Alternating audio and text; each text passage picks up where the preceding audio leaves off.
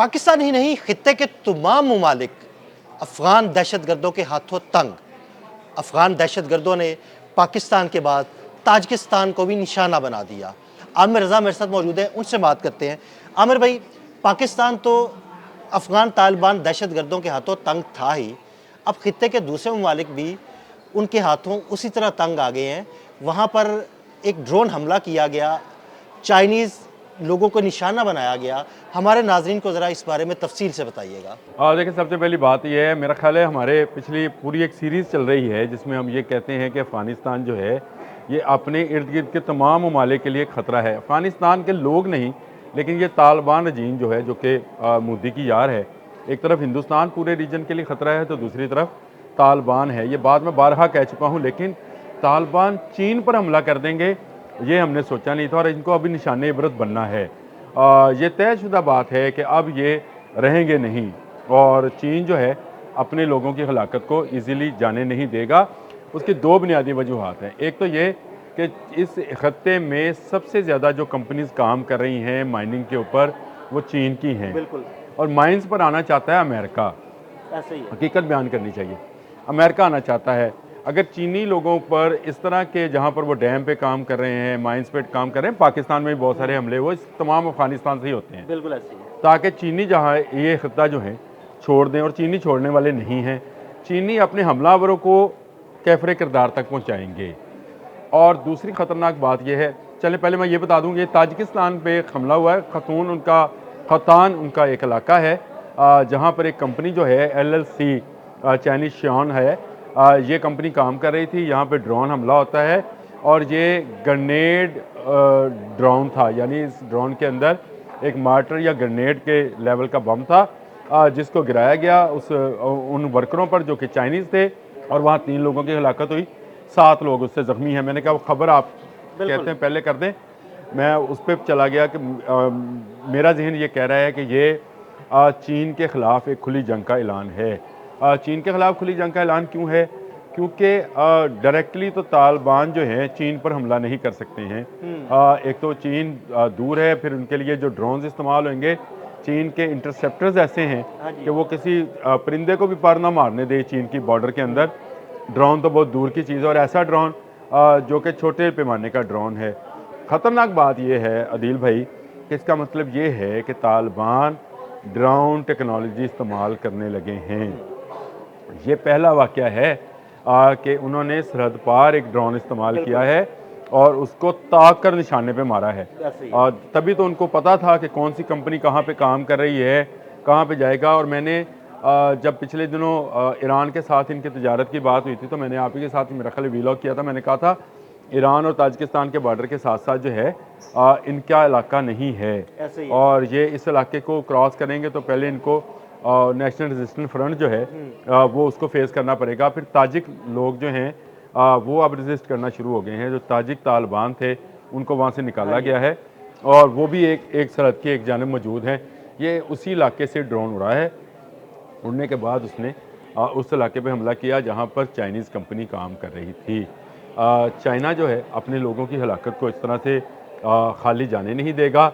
और ये भी साबित हो गया, वो जो बात आप बार बार कहते हैं कि खत्ते का दहशतगर्द मुल्क, खत्ते का दहशतगर्द मुल्क, खत्ते का दहशतगर्द मुल्क नहीं है, ये दुनिया के लिए दहशतगर्द मुल्क है। मैं तो उसका पूरे वर्ल्ड के लिए एक दहशतगर्द मुल्क तो नहीं, तालिबान रजीम को समझे। मुल्क जब भी लफ्ज़ बोलूँगा, अफ़गान लोगों का बोलूँगा, तो इससे मतलब अफ़गानिस्तान के लोग हरगिज़ नहीं हैं।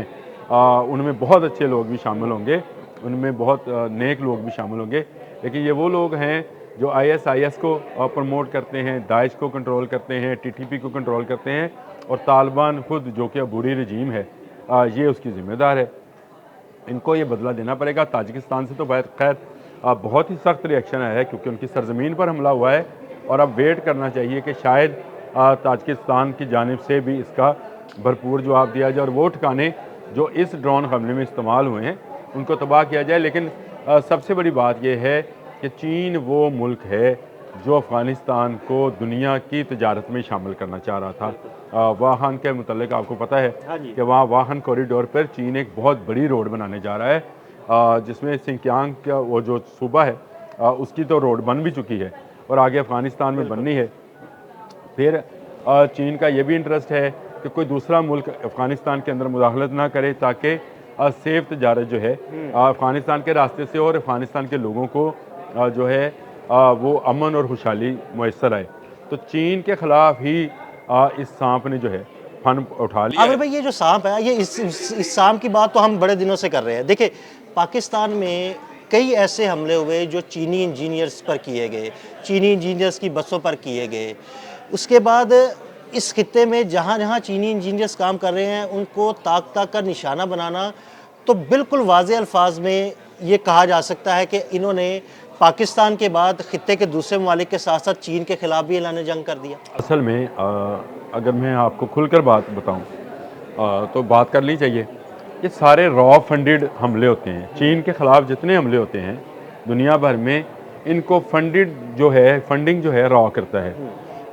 हमने और उसके सहूलतकार अफ़गान तालिबान वो हैं और वो टीटीपी हो, अफ़गान तालिबान हो, दाइश हो, पीछे इसके वो सारा मुद्दे का ज़हन है।